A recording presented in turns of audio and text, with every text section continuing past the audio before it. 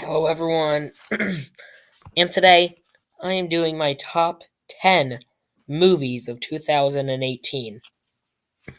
So, I'm going to be going through the movies that I really enjoyed this year and do my 10 favorite. So, let's get started. In 10th place, and I have Black Panther. Now, I think that this movie is overrated. Now, it's not that I don't like the movie, it's just that it's not as good as people are saying it is. People are saying it's like the best MCU movie, the best superhero movie ever, and I don't agree with that. But it still is a fun and enjoyable movie with some really good themes and elements throughout, and a really good villain, one of Marvel's best villains. And I think that the characters all work really well here, and the main character T'Challa is really good, and I really love his change in perspective throughout the movie of how he learns to accept other people and put that into how he rules Wakanda and how he opens up to the world at the end. And I think that all is because of the villain, which is just amazing.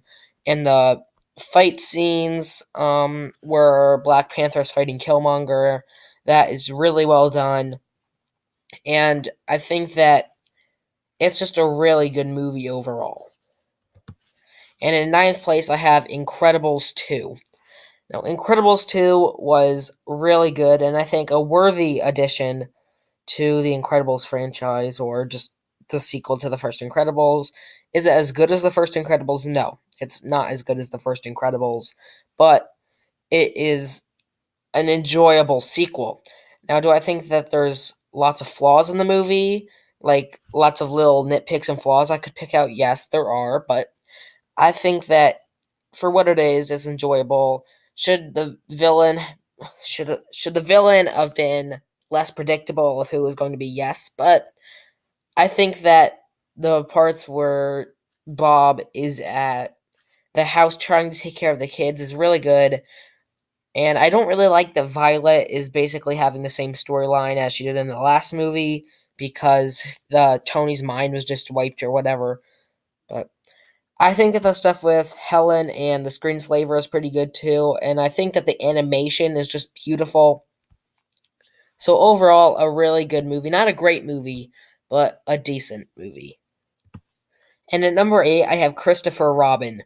Now, this might have been the biggest surprise all year because not only did I think that originally the character of Winnie the Pooh isn't all that interesting, and Ewan McGregor being in this really helped it, but Winnie the Pooh and Eeyore and Tigger were all really good in this movie.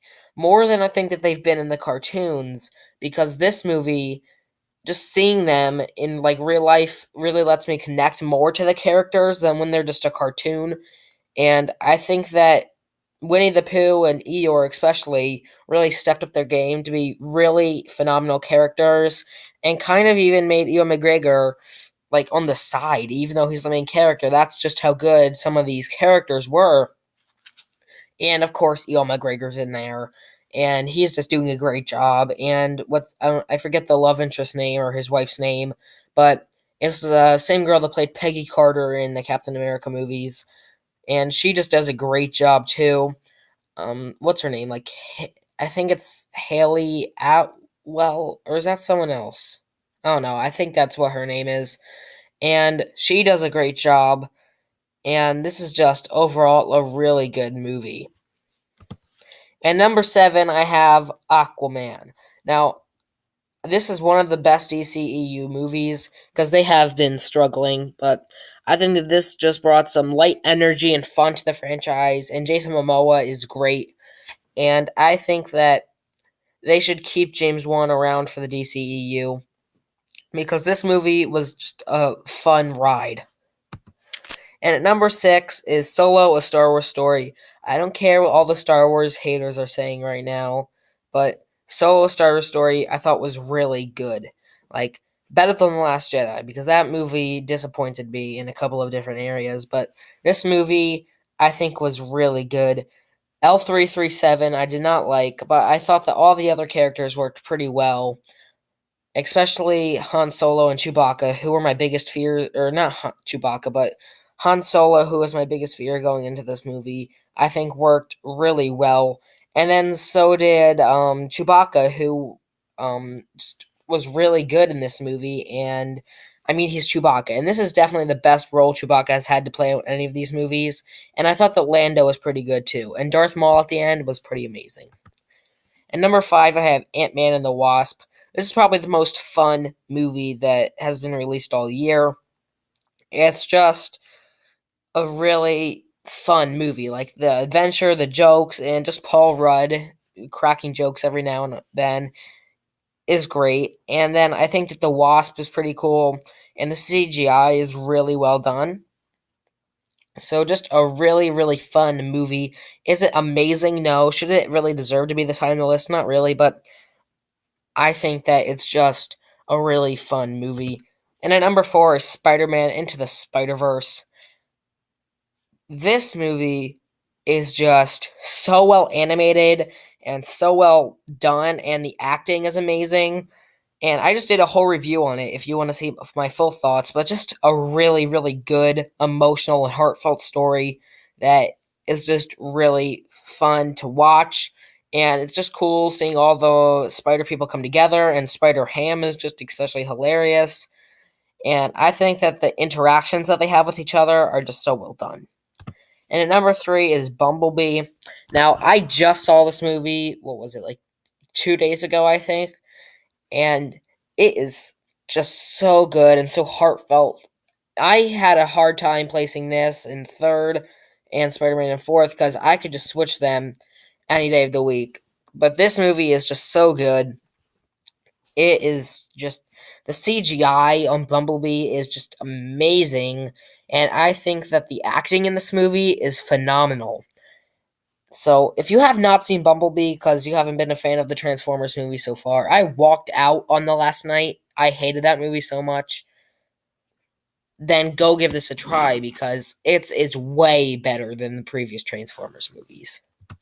And at number two, I have Jurassic World Fallen Kingdom.